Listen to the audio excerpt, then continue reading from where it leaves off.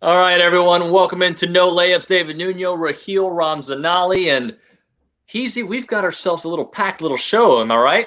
I know this is our like Thursday packed house. Everyone, if you're interested in anything, we got you covered. We have so many guests today because the people were like, "Hey, enough of you two.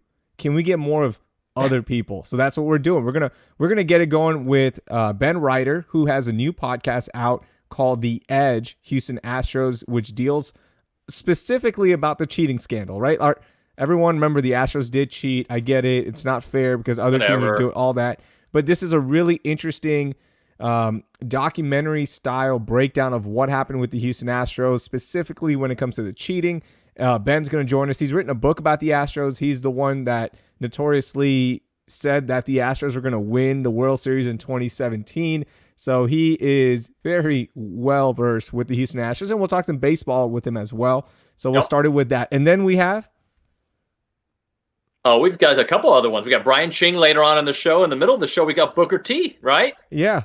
Our most popular guest ever is going to be Booker T, by the way. Oh, You know, for sure. he's the most famous out of everyone that we've ever gotten, I think. Well, hold on. We've had some big names too, though. No, absolutely. I'm not Yeah. saying we haven't gotten big names, but this is the biggest name, in my opinion, when it comes to social media, when it comes to sports fans and entertainment fans. I think he is the biggest. Really, I'm trying to think. I don't even remember who's been on the show, from Justin Reed to all the. I mean, but I guess it's pretty big. Gerson Rosas pretty big. Nate Boyer, pretty big. Huge, yeah. Yeah. But the problem with Nate Boyer is everyone just calls him, oh, yeah, but he was the vet that told Colin Kaepernick. They never say his name. Right, right. Like, they're always like, oh, yeah, but he served, so that's why. I think Booker T is by far the most famous guest we've had on. And they're doing something. Yeah. How do you think Booker T and Bill O'Brien would get along in a team meeting? How do you think that would go? Oh, not good. Not good. Probably like how J.J. Watt and Bill O'Brien got along towards the end there, which shout out to John Coronado. You had him on yesterday with ESPN Houston, my former radio partner. He had the big scoop that J.J. Watt and Bill O'Brien got into a heated argument during practice. And then we find out Aaron Wilson also tweeted that Anthony Weaver, the defensive coordinator, got involved as well. That's when you know you've lost a team, David. The team was officially done.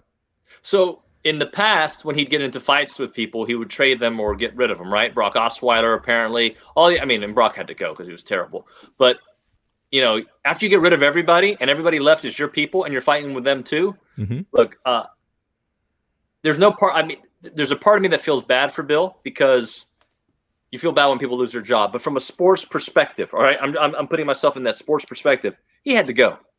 I think he should have gone a couple years back, to be honest with you. Didn't have I think players liked playing for him, but they also got annoyed by him, if that makes any sense. I think there's some relief in the locker room. I think they're excited. I think everybody loves Romeo Cornell, regardless if he's here for the long haul or not. They just like him. It's going to be a different vibe out there. The problem with Bill O'Brien was that he wasn't good at his job when it mattered the most, right? The playoffs. And this isn't because he traded DeAndre Hopkins or, he was rude to the media and he can be brash sometimes and all that stuff. This has nothing with all that stuff. This has specifically to do with football for me. Look at the playoffs, 30-0 against Kansas City Chiefs the first time they get there, right? From the opening kickoff, it was over. Like that game was done. That was done. Then you look at the Colts game where they were so outmatched that they had no shot in that game at home. You were hosting a wild card team in division with a new head coach, and you looked so unprepared, so confused, no adjustments. That to me was like, ooh, this is not good. This is, again, another instance where your team isn't ready. Right. And then also, the two playoff wins came against a third-string quarterback in the Raiders. Shout out to Connor Cook. And then the other one was Deshaun miraculously pulling off that play last year against the Bills. And then you face the Chiefs again and you get blown out. 51-7 at one point, that run. To me, that's when you go back to the locker room and go, Bill, thank you for everything. You've gotten us to a certain point. You can't get us past this point. So I think he should have been let go before drastic changes could be made. And then we find out from Cal McNair yesterday. He spoke as well, saying that DeAndre Hopkins They were very candid about it that DeAndre wanted more money. They couldn't afford it. Then DeAndre's agent gets on DeAndre's Twitter, and then we see him say, no, we just wanted a little bump, So now it's going to be the he said, she said stuff. All in all, it was the right move. 0-4. You still have a shot to do something. The Titans right now, we don't even know if they're going to play football again because of another COVID-19 outbreak in their locker room. Right. So the division is still yours to chase. Well, look, I will say this.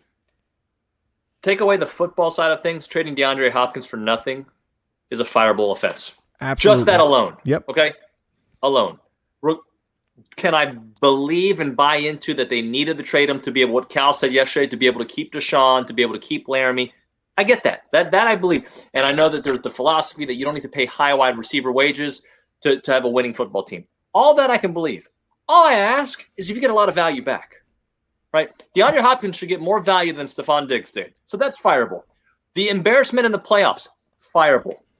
What J.J. Watt said yesterday was so true. The relationship with the Texans fans and the team had dissolved. It wasn't the same feeling. There was an apathy that set in a couple years ago, I think, that sometimes we'd buy back in and then leave. We'd check out, right?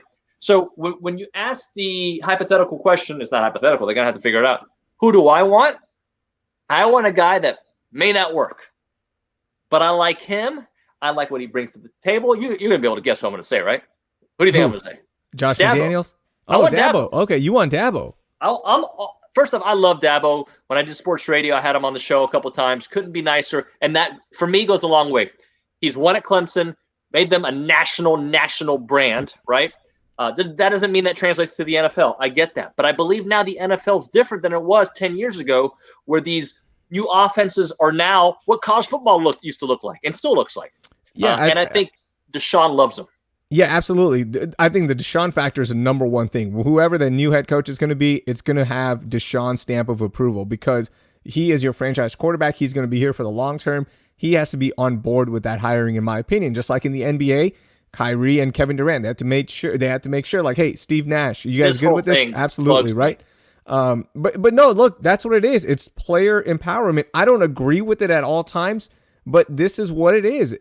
Players have the ultimate say. And in my mind, it makes sense because if Deshaun is your franchise quarterback, don't you want to have Deshaun be happy with the hire and somebody that could help him achieve the most with his talent? Dabo's an interesting one. I think Dabo's going to be judged, unfortunately, on two guys in the NFL right now, Cliff Kingsbury and Matt Rule, right? Looking at the college transition to the NFL.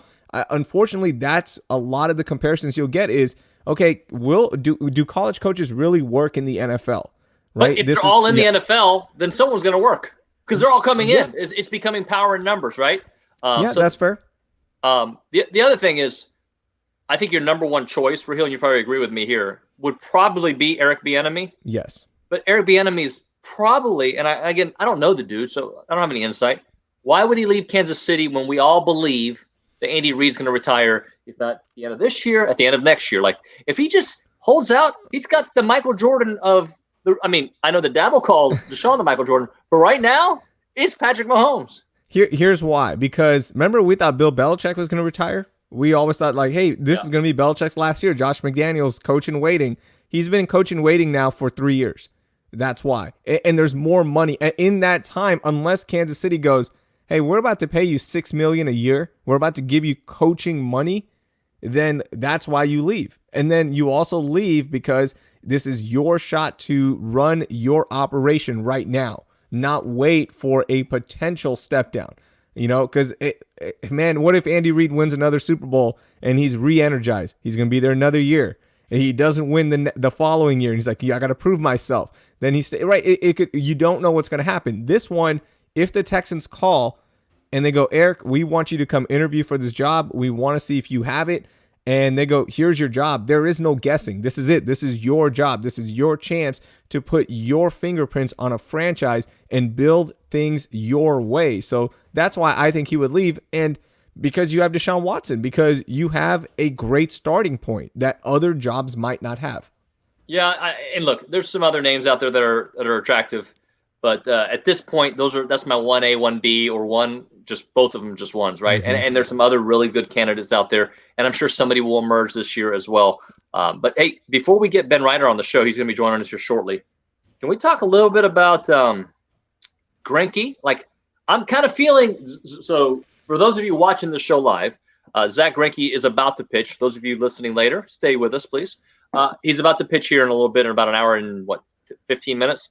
I'm a little worried about this pitch. I'm a little worried about his start because he's been out for a little while. He's been dealing with an injury. You do have a game to play with, right? But I guess if you're going to experiment, you experiment here and not the last game of a series. Mm-hmm. You do it now because at least it buys you one more day. Unfortunately, you want to end it now, but unfortunately, you got to think worst case scenario. It buys you one more day of rest with Lance McCullers. Yeah. And I think that, or maybe you give Fromber one more time, right? So that's the only reason you go, let's see if Greinke has it today. I don't know what they're going to do. If Greinke doesn't have it, then you got Christian Javier maybe going a little bit longer. You bring him out of the bullpen and try to salvage something. The Astros yesterday, their offense has been doing a number. I mean, they have been awesome, right? George Springer officially owns Dodger Stadium. He's hit more home runs than anybody. He's 7th all-time in the MLB now, in MLB history with 17, all-time Astro leader. Just incredible stuff. The offense has done their job. Yesterday, it was 2 innings where you go, man. And even with those man moments, it was still a 2-run game with the heart of your lineup against a closer that was out there for the 3rd inning, throwing over 30 pitches. So, they're kicking themselves right now, but they have a chance to end it right now. And let's see. We'll see if these Astros are back, because you put them away today. This is it. Every hit in the air felt like a home run. Yes. For not only my eyes, the announcers, right? But I mean, they did hit 5 home runs, right? There were 7 home runs hit, only 2 from the Astros. But you score 5 runs the way the Astros had been pitching, you think that's enough to win. They scored 5 in the 5th inning. That was a game they could have had and should have had, and now they're going to have to fight again, and you don't want to give Oakland breathing room. But I do want to talk. So last night on my way home, I listened to both episodes of The Edge, the Astros podcast that Ben Reiter's doing. And I was so shocked to hear the voice of Jeff Luhnow, because Jeff has been hiding in some cabana. I don't know where he's been with Boba Fett, but he's been gone. And I heard his voice. I'm like, holy smokes, Ben Reiter, who I knew that they had a really good relationship. And there he is. What's going on, Ben? Hey, David. How are you? Hey, Raheel. What's up, Ben? How you doing, old buddy? What's going on? Nice to see you guys. Look at the Liverpool hat on. I love it. Not such a great week for Liverpool this week, but we're not talking about them right now. No. Hey, man, so I just got to ask, how did your series come together? Because you've always had this, at least during this Astros regime, this unique relationship with them where you were part of the story, as you said, but also, and a fly on the wall for such a long time. When the Athletic story came out last November, almost a year ago now, it hit me like a ton of bricks. Like, I was as surprised as anybody, probably more surprised, actually, because I had been with the team and been devoting myself to covering the team as well as everything else I was doing for Sports Illustrated. But for so long, I'd written Astro Ball, my book about them. So the specifics of this team, of the scheme, kind of floored me. But I found myself feeling surprised that I wasn't more shocked, if that makes sense. I could kind of see how the culture of the team, this edge pushing culture, right? Always find whatever advantage you can, that had done so well with them. I saw how that could have gone too far. And then the question was, well, how did it actually work inside? Who was doing this? Who was responsible for it? Why did a team that was already so obviously talented feel the need to take this extra illicit step? So I felt like almost a personal responsibility, certainly a journalistic responsibility, to go back to the story I thought I knew and get it right. That's how it really all started. Certainly a lot of people on Twitter were pushing me to write another book or write, an epilogue, obviously, to the book based on what we knew now. I wasn't going to do that. And I really came to think that this podcast would be the most effective way of telling the story I wanted to tell. And, so far that's turned out to be true. I've been working on this thing full time since February. It's October now. So I've really put a lot of my life on hold. I mean, everybody's put their lives on hold to a degree right now, but I've spent my life on hold doing this. So when you start writing and start getting into it, and you reach out to certain people, you have a wish list of, hey, I would love to have this person on, I would love to have that person on, and so on and so on. I was surprised as much as David when I'm listening to episode 1 and we hear Jeff Luhnow, somebody that's kept it so quiet, and he's released a few statements but hasn't done any kind of long form interview. And again, I've only finished episode 1, so I don't know if he gets really into specifics of it all. I'm sure he does. But how was that? Like, how much convincing did it take to get Jeff Luhnow on this and go on record to talk about one of the most embarrassing moments professionally for him? As everybody knows, and everybody in Houston knows, it's very hard to get people to talk about this topic, right? Like, even when you look back at how much the players have talked about it, hasn't been much, right? A little in spring training. Carlos Correa brings it up once in a while, but they're strongly incentivized not to talk about this. Everybody is strongly incentivized not to talk about this. It's obviously something that Major League Baseball doesn't really want people talking about. It's something that the Astros organization doesn't really want people talking about. So that's certainly been a challenge. With Luhnow, I've always promised him only one thing since I've known him, since 2014, which is I'm going to be fair and I'm going to be open-minded. I'm not a guy who comes out with takes about things. I don't, positive or negative, really. Obviously, there's one big take that the Astros are going to win the World Series in 2017, which I wrote on the cover of SI. That was more of a prediction, right? Like, I'm going to call balls and strikes as I see them. That's how my relationship with Luhnow has always worked. I've criticized him in the past. I've criticized him when they traded for Roberto Osuna. I criticized him for some of the mistakes they made along the way. But I found as a journalist, it doesn't work this way with everybody. But for certain subjects, intelligent subjects you see the bigger picture, if you promise fairness and open-mindedness and then you deliver on that, then that's how you build trust.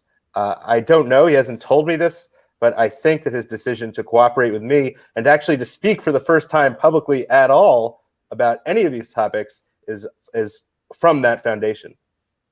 Ben, this is kind of on topic but off topic. But here in Houston, I think everybody, fans, even some media who see things through a different lens, are waiting for that other shoe to drop and feel, I don't want to say vindicated because the Astros did wrong.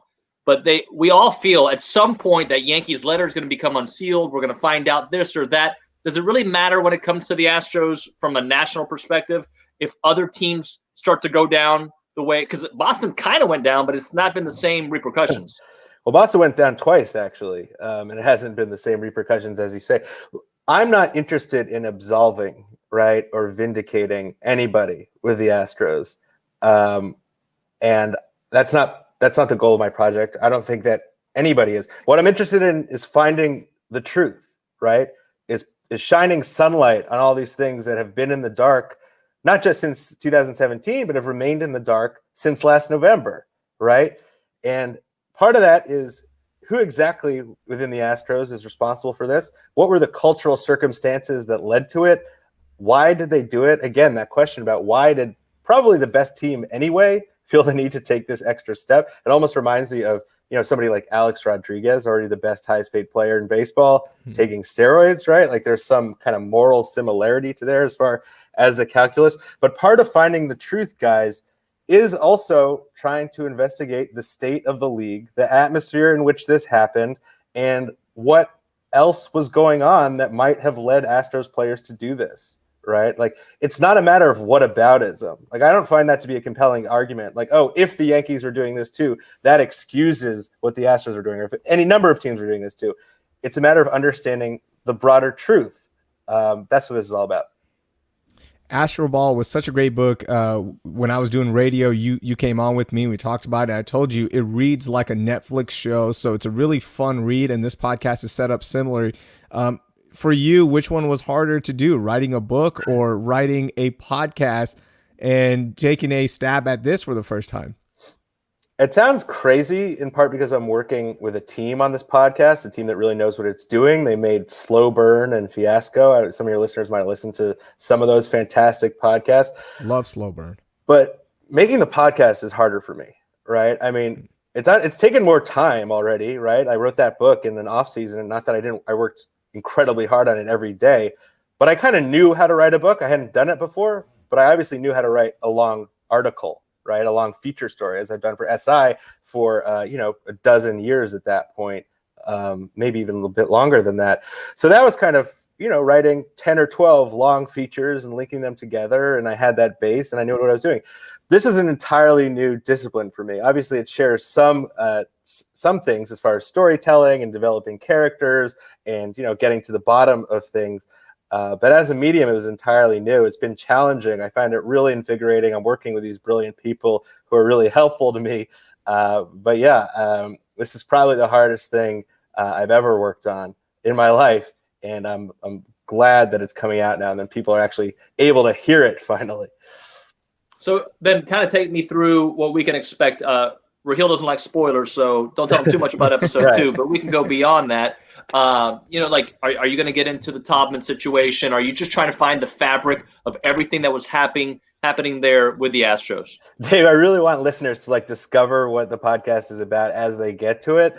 I'll set it up this way.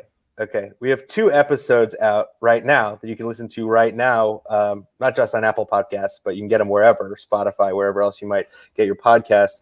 The first one is kind of setting up the story, right, and exploring some themes through the character of Mike Bolsinger, who's this Blue Jays pitcher that you all might remember now was absolutely obliterated by the Astros in an August game in 2017. Last game of his career, sent down to the minors, never came back. Came out that this was the peak of the Astros cheating scheme. Start with him as a victim, really. You can argue, hey, Mike Bolsinger, he wasn't a very good pitcher anyway. He had a 5 ERA. His career might have ended the next week. But that's not what happened, right? He'll never know. He'll never have that counterfactual. What happened was he lost to a team that was cheating. So we start there as him as a real victim of this. And then we go into the background with the cover and everything. Episode 2 is kind of setting up the project with Jeff Luhnow, a lot of the pushback that he's received, some people voicing that pushback very memorably in the podcast. We're essentially brought up to 2016, right? And of course, 2017 is when things start to get really, really interesting, even more interesting, I should say, as far as not only the team's success, but what was happening behind the scenes that nobody knew about. So it's thematically organized as far as different characters and who's responsible for what as we go forward. But now we're essentially at 2017. So Mike Bolsinger, when you set it up, and it's such a great start to the podcast, and of course it sucks what he went through. But me being a Houston Astros fan, of course, the first thing I do is I'm let me go look at his game logs real quickly. And the Astros put up 4 runs on him in Toronto as well. To me, I get it. He got cheated out. I think I think his career was done either way. I hear that argument. And it could have been, right? But the fact is, he had some good stretches before. Right? Maybe the next outing, if he just let up 1 run, all right, we'll keep him around. Maybe we've gotten on a run, he's a guy who's on the edge, right? When I talk about the edge is the title of the podcast, that's one of the reasons, right? He's on the edge. Any little, few percentage points extra nudge could totally change his life. Is that what happened that night when the Astros were cheating him? Maybe, right? But we don't know it's not. That's the thing about the cheating. Would the Astros have won the 2017 World Series? They certainly could have, right? I predicted them to win that year. They probably had the best team that year, talent-wise. The Dodgers were very good. But did whatever extra percentage chance their scheme give them actually make the difference? We'll never know, right? That's one of the tragedies of the whole thing and what they did. Keeping with the theme of the podcast, when you're working on it, how do you keep your eyes on what's going on right now? Well, when I'm not in my closet, which is where I had to record this thing in my house, because obviously we're not going out to recording studios and stuff. So this was another thing I learned, another thing that made it hard. I'm following along like everybody else, and I'm talking to sources that I have, people that I know who are still with the Astros, who used to be with the Astros, keeping up with it just like everybody else. I have not gone to a game this year. Very few people have. Obviously, some media members have covered games. I haven't, but I'm watching what they're doing and thinking what everybody else is thinking, right? This team is still a really good team, right? I know they didn't have a good year by their standards, but then you think, all right, well, they had a year this good, and they're a game away from the ALCS again in a season in which they don't have Garrett Cole. They don't have Justin Verlander. They don't have Yordan Alvarez. They don't have Roberto Osuna. Like, in some ways, I think that what they've done this year speaks to the base of talent that they've had ever since, 2015, really. Ben, do you think them winning it this year would clear up some of this cheating? Not 2017, but they're always going to be linked to cheating no matter what happens, right? The commissioner's letter, which found them guilty, of course, of cheating, said that they did in 2018. There was some cheating to start, but they quickly ended it. It just didn't work for them. So 2018, there wasn't cheating. 2019, for sure, there wasn't any cheating, because the same letter that that found them guilty also found them innocent of buzzers and all the other internet theories that people have thrown out there. And this year, obviously, we don't think there's any cheating. Them winning it, though, would that clear up and add a little bit to their legacy, or is it forever just tainted with this core? I think it's probably forever tainted.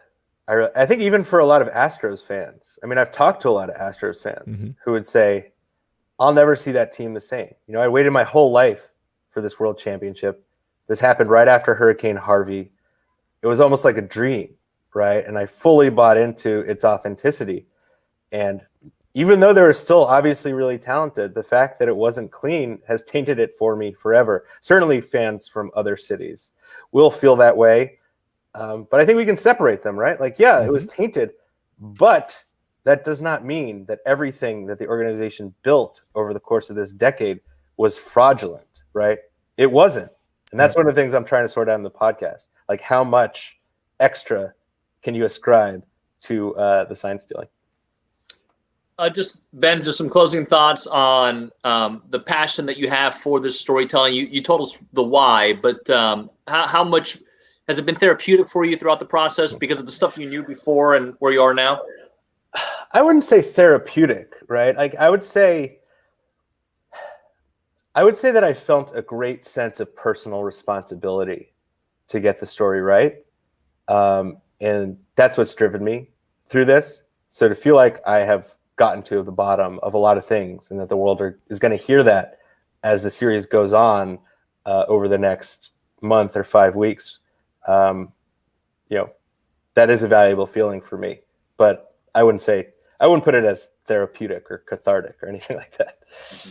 Man, Ben, it's awesome. The podcast is available right now. It's called The Edge, Houston Astros, and you can search it. You can also click on the link in the bio of this episode if you're listening on the audio side. We're excited for the entire thing. I can't wait, man, and it's so cool to see you try another thing. Obviously, the 2017 cover that everyone talks about, Astro Ball, a great book, and now a podcast. So, Ben, keep it up, man. Really cool to see this. Thanks, dude. I might have written my last word about the Houston Astros after this. I'm not sure.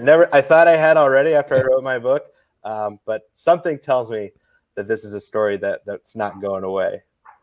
Yeah, we agree, Ben. Thanks so much, man. We really appreciate you joining us. I love the first 2 episodes. And Raheel, like I was telling you earlier, man, listening to a story that I was living, right? Like, we were there. I was in the clubhouse. I was with the Astros when they won the wild card in 2015, and that rise to where they were in New York, Yankee Stadium, to what it's just different to like live it and then hear it, and then things we didn't know. The term I saw online, like kind of hoodwinked. It's not that, but like we were oblivious to so many of the things that were going on, and Ben's done a very good job investigating and getting to the root of it. And I think most people in Houston are ready to move on, but the world isn't ready to move on. So this is where we're at. No, they're always going to be catching the jokes, the memes, all of that stuff on the internet. That's just part of it, man. That's what you get when you cheat. But for me, like, but in baseball, it's different. It's different, right? Agreed. Look, baseball, the whole sport is based on cheating. Okay, like there's eras of cheating. When your sport has eras of cheating, then your sport is built on cheating, right? Whether it be the steroid era, the sign stealing era. All the teams have access to those cameras in center field that are used for replays, and now they're using it, and they had to be told to stop using them to steal signs. The Astros weren't the only ones doing it. This was a big enough problem that the commissioner sent a letter out telling everyone to stop. Yep. Immediately. The Astros didn't stop. They kept going. I think that's where I struggled, the fan and the journalist and say the outside point of view. is that, when I brought up the question to Ben, he's not here to, justify their actions. But in my mind, I'm trying to justify perhaps my fanhood at times. I'm like, but come on, man. We know the Yankees are doing it. Like, I automatically go to that. Dude, Boston brought. Come on, man. They brought it. They brought it from Yankeeville. Yeah, they brought it, bro. Why did New York struggle so much to get runs in Houston when they were so good at home in that series, right? Why did they struggle so much on the road? They're pretty good, though. No, they're pretty good. They still strike out a bunch. So, why did you struggle so much in Houston but didn't struggle in New York? And the case could be made exactly for the Astros. Why were you so good at home putting up runs, but you couldn't do anything in New York for those 3 games, right? So I get it, man. It's wild. It's gonna be a cool podcast to listen to and connect the dots. My main thing with the Astros is we have to separate the teams based on the facts, right? 2017, they cheated. They started cheating in 2018, but the commissioner's letter that found them guilty also cleared them of 2018, 2019 as well. So I think there is some of that confusion still out there. Like, they've been cheating. They haven't. There was no evidence found that they cheated last year during that Nationals, during the World Series run where they eventually lost to the Nationals. And then this year in the playoffs, they're not even in their home stadiums. Okay. So it's hard to cheat when you're not there. So I just want to separate the teams and still recognize that these guys are incredible players. George Springer is an incredible October player, probably the second best October player of all time when it's all said and done, right? But other fans will never agree with us because of 2017, and that's the bed the Astros made, unfortunately. Yeah, it is. Look, there's no way, even if they won the World Series this year, most of the world is going to hate them. Yes, they'll hate them more. Right. And I don't think they have a chance to win the World Series. Okay? I just don't. That being said, I'm going to keep thinking that because they keep winning. Right? Now, they didn't win yesterday, but they are a win away from the ALCS. Okay? And 4 years in a row. 4 years in a row. And let's be honest, man. Think about it. It's no Verlander. No Jordan at all. Jordan played, a game? 2? Verlander pitched 1 game? Okay. Osuna, in the beginning, all these injuries, and then Altuve was injured, mentally injured. He was terrible. And here they are, a win away. Now, it doesn't mean that they're going to beat Oakland. It's a short series. Oakland might win today, and then you go, hopefully against Fiers if that happens. Come on, man. Mike Fiers, pitch already, bro. Stop making fun of George Springer and start pitching. I want him to pitch so badly, man. That's the only thing I want to see this series. So when all this happened and we were talking about this, so this was when I was still doing radio with John, actually, Granado, and we asked this question, will Mike Fiers pitch against the Houston Astros? And I told him there's no chance that he will face the Houston Astros lineup ever this season, maybe the rest of his career. Oh, hold on. In a 5-game series where you're the ace, isn't he considered the ace? He's he's not really an ace. He's their number 3. He's their number 3. Okay. And he doesn't pitch? It just doesn't make sense. No, and not only that, before that for this specific series, I still don't understand it. Maybe it's because he wasn't good last outing against the White Sox. They had to pull him after just an inning and 2/3. So maybe it's because he's not that good anyways. But during the season when they had that 5-game stretch, they went to a 6-man rotation out of nowhere. You're like, man, come on. Can we just see Mike Fiers one time against this lineup? It's going to get heated. There's going to be trash talking. They don't like him. And then Mike Fiers is still doing stuff like talking trash to George Springer after the home run goes over his head. He loses it in the sun. But it didn't matter. It was going to go over anyways because that ball is carrying so much. I just want to see him and see what happens. Maybe he shuts him down. Yeah. Or maybe it's like last year when they just hung up, I think it was 6 or 7 in 1 inning, because he's just not that good. So we'll never know because he's not going to pitch against them. Just got to note that Booker and Charmel are going to be joining us here momentarily. Raheel, you've been a huge wrestling fan your entire life. And I know that you've talked to Booker T many, many times. Now, I feel like I've talked to Booker T, but I have never. Hey, guys, I kind of see both of you. What's going on? What up, guys? What's up? Hello. What's up? Let me change this camera angle because I think what's happening is here we go. Let me do this. Boom. Here we go. Now we're talking. How are y'all doing? Welcome in. Thank Doing you. good. Done good.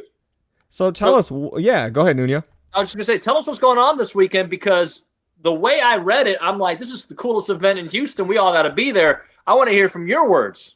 Yeah, absolutely. We have a free drive-in wrestling event this Saturday, 8 p.m. bell time. Parking opens up at 7 p.m. So you just drive your car right on in. The ring is set up in the parking lot. We've got FM radio channel that's dedicated so you can hear commentary for the show. And it's all centered around the election, getting out to vote, just giving people the information they need about where to go to vote, early voting, that sort of thing. So it's geared towards voter engagement and voter education. Getting young people out, motivating young people more than anything. You know how young people are these days, especially with the social media going on there. It's hard to get them out. You know what I mean? So for us, we've been working with kids for the last 15 years, and motivating and mentoring is something that is a passion for us. And now, on Saturday night it's going to be a lot of fun, but it's going to be educational at the same time, just letting people know where they can vote, how they can vote. As you know, in Harris County, only one voting box for the whole county. People are going to be, chomping at the bit, trying to figure out, where to go. So we're just trying to do our part. Everybody do their part. I think everything work out at the end of the day. So now, are we going to get the educational stuff worked into the show, or is there just going to be like breaks to talk about this? Or do I need to come up there, drive up, and watch it? Tell me. So when parking opens at 7 p.m., there will be some organizations that are out there. And it's just, again, you just drive through and they're handing you some different information, different pamphlets and stuff like that. We have one organization, the Links Incorporated, that's handing out masks and gloves so that if you're standing in line at the polls, you can be safe doing that. So that part is just a drive through from 7 until 8. Now, the show is called Swing Vote. We have a wrestler, Abel Andrew Jackson, who's been a politician for the last 10 years. Do you know what he's been running for, babe? I have no clue, but his manager, Miss Politics, will be there, and that's the fun part of it. Yeah. So that's the fun part of it. Definitely. You guys mentioned something about the younger generation. I feel like sometimes they believe retweets and likes are voting, but really you got to get out there and vote. Just talk about the importance of putting your tablet down, your phone down, and making a difference there by going in. Well, as you get older, you get more mature. I didn't think hopefully. Hopefully. I didn't think like this the way I think when I was, 21, 25 years old. It took me some time to grow, especially as far as politics, as far as, it really takes us, a movement as a people to make any change. And it's something seemed like so simple. It seemed like it's something that one should just automatically know. You should automatically just do. But there again, young people, I've realized just working with them over the years, sometimes they just need a pat on the back to motivate them to do something and do something very, very well. Being told, hey, you did a great job, and that motivates them to want to do more. Young people normally need a cause to get behind. So I think there again with Charmel and I, we've been working with kids for the last 15 years to just not just become, professional wrestlers, but to become, good citizens, pay your taxes, take care of your kids, be able to respect others the way you want to be respected. It's an education, it's a ministry. And I think with myself and Charmel, everybody is included. Nobody is excluded from the experience. So everybody on Saturday night, more importantly, going to have some fun, no matter what side you're from. And at the end of the day, you're going to be educated.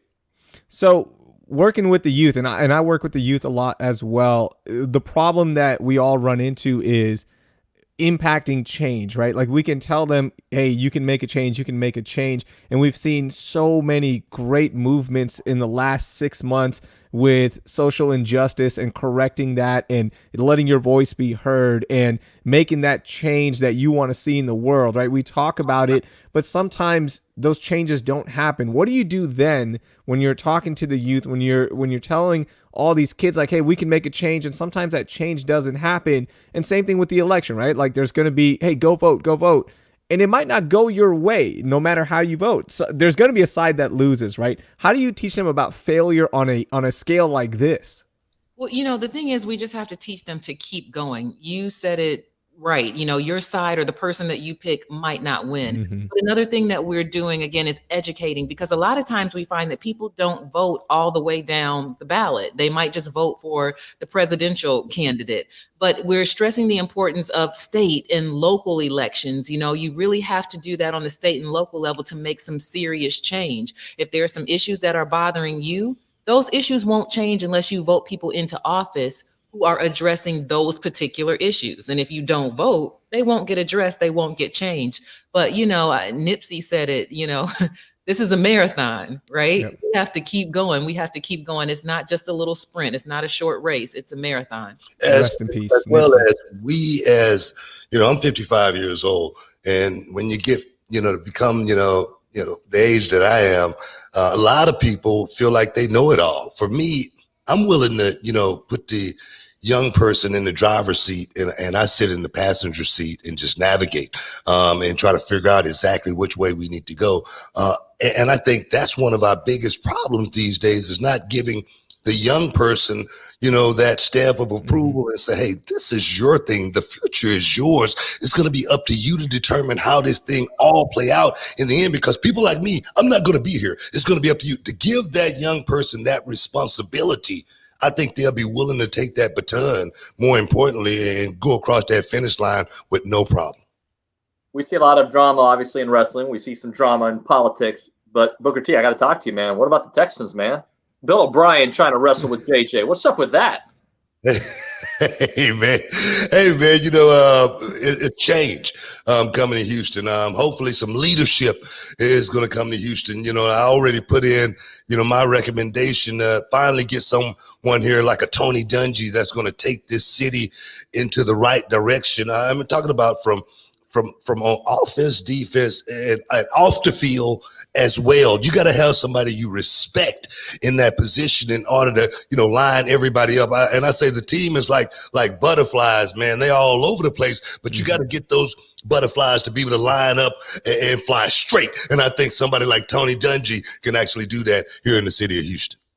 So the event is Saturday night. Once again, give some more information. Where can people go online to find out where to go, when to arrive, all that good stuff? Yeah, go to realityofwrestling.com. There'll be all the information right there. But again, parking opens at 7. That's when you can get all your literature and all your swag bags and stuff like that. And bell time is 8 p.m. 8 p.m. Don't miss out. Don't get shut out. There you go. Hey, big fan of you both. Thank you so much for joining us. You're doing an amazing thing. And I think it's going to be a great event, and hopefully a lot of people from Houston go check it out.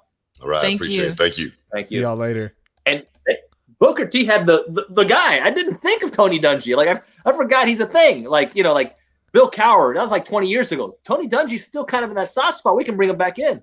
Yeah, Tony Dungy is like Jeff Van Gundy, right? Like you go, oh, but I see him on TV all the time. Does he want to coach? Why would he want to coach, right? Because maybe he wants to make one more impact on a team. Dude, that's another great one. Yeah, Urban Meyer. Somebody brought up Urban Meyer as well. Urban Meyer. I know, because I want him at Texas. If Herman gets let go, I want Urban Meyer at Texas. So that's why I don't want him there either. No, I want him there. I want him over there. But I still believe in Tom Herman. It's really hard. Hey, I got a great guy for you at the University of Texas. At the local league here. He's just a guy. I think he's the right guy for the University of Texas. Oh no. See, you're just trying to put some evil on me because you got how many more years of Jimbo? 6 more? Hey, it is, somebody asked me the other day, what I think about this whole Jimbo thing and contract. And I'm like, you know what, man, I just think it's where we are in college football. Like, there's a lot of programs that should be elevated that have not been elevated. Is it the coaching? Is it the timing? Is it the recruiting? There's a lot of things, right? Nebraska hasn't been Nebraska. Texas hasn't been Texas. Aggies obviously haven't. I mean, the last time the Aggies were super, super good was Johnny Manziel. Well, that's been a long time. It's been a really long time. Mm-hmm. Oklahoma, as great as they've been, they haven't also crossed that threshold, right? So, but they're on a different spectrum than some of the teams I just mentioned. But there's a lot of programs that you would expect to be way higher that aren't right now. Florida for the longest time. Remember, they after Tebow and after Urban Meyer left, it was just a lot of meh as well. And they're finally starting to get back into that prominence, and hopefully they can win the SEC East this year. Because that would be fun to watch Florida back in there and see if they can make a run for this all. But you're right. That's the thing with college football is 2 years turns into 5 years. 5 years turns into 8 years. 8 years all of a sudden looks at you go, it's been 15 years since we've done this. Right? It's been it's specifically for Texas. It's been 15 years since you won a national championship, right? So you got to get it going, or that's just who you are now. Is you're not a national contender anymore. You think you are, but you're not. What you're a national contender in namesake and in recruiting stars, right? And potential, just not getting it done. Now, there are several reasons for that. Like I look at A&M this year, and I'm like, they looked terrible against Vanderbilt. And they looked okay against Alabama for like 2 drives. 4 minutes. 2 drives. 2 drives, right? 2 drives. They look good. Kellen Mond had a really nice drive. They forced a turnover. They throw another. I think it was another touchdown he threw to the tight end. Yeah, back to back.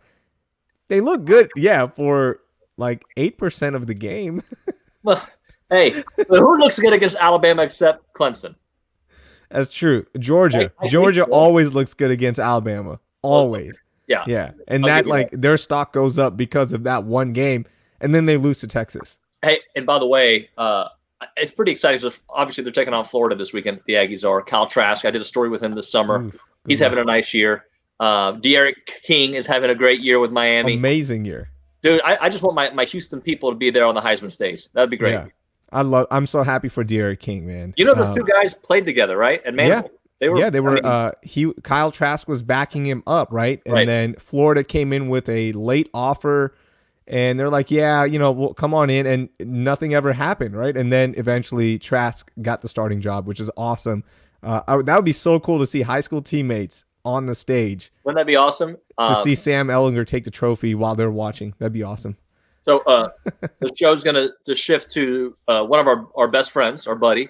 And I got to talk about yesterday's Spain and Portugal game. I don't know if anybody saw it. That was awesome. Also, the Dynamo 2-0 victory over FC Dallas, down a man. Manotas got a red card there, Raheel, right before halftime. So the Dynamo still get 3 points. They hadn't gotten it in a while. And the legend himself, our buddy Brian Ching, joins the show. What's up, Brian? What's up, fellas? Long time. How you doing, man? No, I'm doing great, man. I can't complain.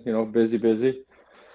Hey, so you're kind of becoming an entrepreneur, and it's getting annoying how many businesses you have, man. You're you're gonna build a bunch of hotels in town now and become super famous. Like, what's the latest project, Brian? We just opened up East End Backyard over in Edo. It's kind of a neighborhood bar, big outdoor space. We have a dog park in the back, so it's perfect for this environment where people want to be spread out and can socially distance, and you'll be outside, and it's a good feel, good vibe, very nice build out. And so really excited about it. We kind of had a soft opening last weekend, and this is kind of like our official opening coming up this weekend. When we saw you at Pitch 25 last year, and Pitch 25 is one of the premier spots to go watch a game, to go grab a bite, go grab a drink with a buddy, a group of people. We were talking about this, and you were telling us about this project that you were working on, and then COVID-19 happens, the shutdowns, all of that. It's been such an interesting year from a business standpoint, because there have been businesses that have been thriving, and then there's been businesses that have been impacted by everything, including restaurants. So to open this while we are still in this, soft shutdown right now, how challenging was it? And man, just talk about that overall. Like, how did you pull this off? That is incredible. Yeah, originally we were trying to open in March, and then obviously, everything happened. We kind of got pushed back as far as, the permits and build out goes. And so it took us longer than we wanted to. But, I think with the concept, we're actually, majority of our space is outdoor space. We have about 16,000 square feet of outdoor space. Our inside bar is probably only about 400 square feet. So, the whole idea is to kind of be outside, enjoy it, kind of a neighborhood bar, so a lot of the neighbors, and we're beginning a lot of organic traffic up until this point. So it's been really good. And, I think it's just the perfect environment to have for people to feel safe and be out because, like I said, we do have 16,000 square feet outdoor space. You want to come, bring your dog. We have food trucks. So it, kind of really, really excited about it. Although, I wish circumstances were a little bit different. But we've been pretty fortunate that things have worked out so far. Is there going to be a soccer vibe to it, or kind of a complete disconnect? No, it's not really a sports bar, right? I mean, we'll obviously show the games, and we're going to get more TVs in the outside area when we can. But right now, it's just kind of a neighborhood. Come, bring your dog, bring your family, enjoy the outdoors, have a beer or two, and then enjoy the food trucks that we have. But the idea eventually is to build out the whole block because we kind of control the whole block. We're going to build out a taco shop next, and then look for other concepts that complement that. So like pizza shop, poke shop. We're going to have about 6 or 7 different small little bungalow type restaurants or fast casual types of food, and then it all feeds into a common backyard with the dog park, and then eventually we'll build out maybe like a little kids area. So I think we'll have something for everybody, but that's kind of we're going to kind of build as you go. First thing was kind of get the bar open and get people out there. Brian, one of the big things about backyards and hanging out with buddies, you got to play a little cornhole, right? You got to play some games. Any chance that David has ever played cornhole, you think? I would hope so. Never. Have you never played cornhole? 100. In fact, I'm going to be very honest with you. Right now, I'm not really sure which one cornhole is. Which game is that one? I guess that's what happens when you're too busy playing with your 4 kids. I really like. Is it the one you throw the ball in the middle? No, it's the beanbag one. Come on, David. It goes in the hole, right? Yeah, that's the one. Yeah, maybe I played it once. No chance. Washers? Darts? Twice in my life. Twice. The only reason you brought up darts is because of Ted Lasso, because that was on one of the episodes. Have you played washers ever? Washers is the little one with a hole in the middle, the little dime looking thing. You do that? Never. But I've seen it. I don't go to a bar to play, man. I don't go to a bar anymore unless it's Brian's place. I go to watch the game and hang out with my buddies. I don't even drink alcohol. Neither do you. Man, that's so cool to hear that concept, man. Now, was this inspired at all, like the small bungalows having different shops there? Does this kind of remind you of home in Hawaii? Is that why the inspiration is there, or what? What I wanted to do is kind of create something that people could come to as a group and then have different options, right? So more reasons to kind of get people there, and I think. It just kind of made sense, and kind of maybe a little bit of Rainy Street, with the different types of what do you call that, bungalows, for lack of a better term. And I thought that, hey, look, if we could kind of create these little, food businesses where we get different vendors, or you could possibly get different, local Houston chefs in there to drive traffic, and then obviously if COVID, if we get shut down again. Those types of businesses would thrive because they would be able to still do like pickup and delivery and things like that. So, it was just one of those things that kind of fell in place. My buddy ended up owning the block, and he wanted to do something different. And we just kind of came up with this idea together. And so, we're trying to execute on it now. It took a little bit longer to get open, but, now we're open, and hopefully we can kind of keep building. So, in about 3-4 years, I think we'll have, the place where we want it to be. But in the meantime, I think what we've done to open up is a really cool spot. And if you're looking for a cool place to hang out, outdoors with your friends, please come check us out.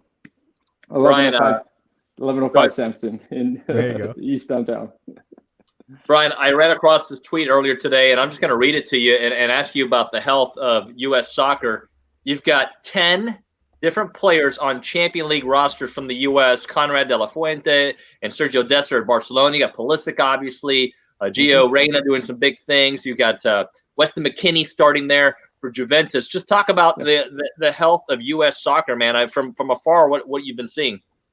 It's only a matter of time, right? I read this book once. It's called Soccernomics, kind of like the Freakonomics book, but it comes down to numbers, right? And we have one of the biggest countries as far as, and then, access to sports. And, soccer wasn't obviously the number one game in the United States, but, as it was the number one youth sport for a long time. So the kids are playing, right? And now that the MLS is more mature, it has a developmental system in place, which only came about within the past 10 years. I think that, in the next 10 years, you're going to see the U.S. really start competing on a higher level, right? And I wouldn't be surprised, in when the World Cup comes here to the North America, if we are not, favored to go pretty far, because, when you look, like I said, when you come back and you look at it just as a numbers game, and then now that soccer is more of a prominent sport within the country, there's this pathway. Kids are going to stick with it longer instead of, leave for the other sports. They're going to stay with soccer. And, I think Europe's kind of recognized that. So they're kind of trying to come in and take some of the kids. And I think right now that's the path. If you really want to become, or if you can do that path, you can progress probably a little bit faster, just because their leagues, their youth systems have been around a lot longer. But I think, as you've seen the growth of this league, I mean, when I got in the league, there were only 10 teams. Now we're on our way to 30, 34 teams. And who knows from there. And, franchise values were given away. Franchises were given away for costs when, I got in the league. But now, just to get in the league, you're paying $250 million.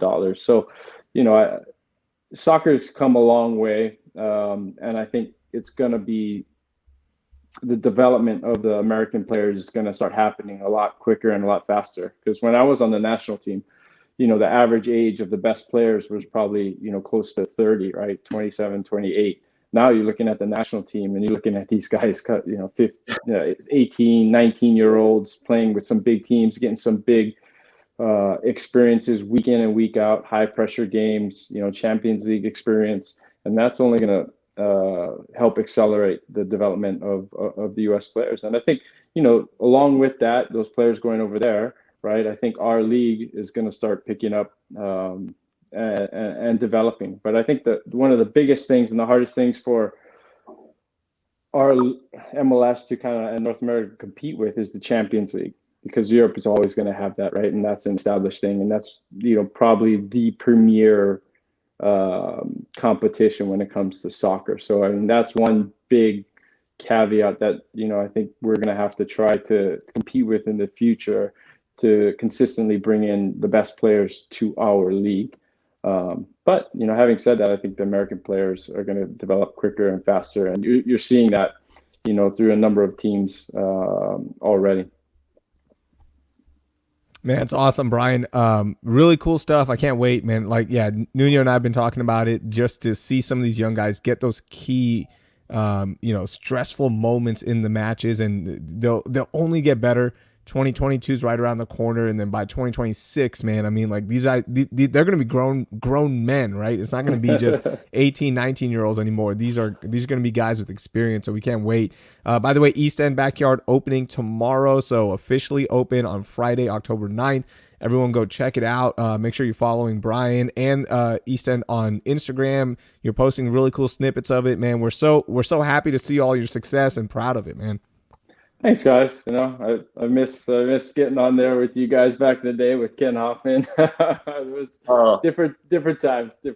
But hey, let's do our show from there sometime, Raheel. Let's bring the show on the road and do it from East End. Let's go. Dude, anytime you guys want, there or Pitch 25, whatever you guys want, man. Let's do it. We can play cornhole for the first time with David. David can experience it. Oh, yeah, have a competition. There we go. Brian, last time I was at Pitch 25, I brought my kids and a couple friends, and there was literally 789 kids playing soccer on the field. It looked like someone was going to die, but they were all having a great time. That's the thing with kids, and I found out, now I have almost a 5-year-old. They're pretty durable. Yeah, they are. Absolutely, man. But can't wait, man. We'll see you. We'll hopefully see you here pretty soon, man. Awesome. Best of luck in everything. You're gonna obviously dominate. You're the best, so we appreciate it, man. I appreciate you guys having me on. Thanks again. There he is. One of our favorites, man. Well, Raheel, I got to get to work, buddy. Same here, man. Got to get rolling. Gotta get rolling. Picture me roll. No, I'm not gonna go there. No, And please don't do remind me. And I'm not doing this as an act. Cornhole is which one again? It's the one with the beanbag, and you throw it about, I think it's 20 feet, or depending on how you play, into that wooden board that has a hole in it. Okay, I've seen that game. Yeah, And it's awesome. And there's washers. You slide. Washers, yeah, the washers game is the other one. And I know darts. Obviously, everybody knows darts. Yeah. What's the other bar game that people do? Snooker. No, I promise you, never heard of it in my life. No, Which I'm one's just that one? joking. Okay. No, that's like the other game that looks like pool, but it's not. Okay, quick predictions. Excuse me. Texans hosting the Jags. Who wins?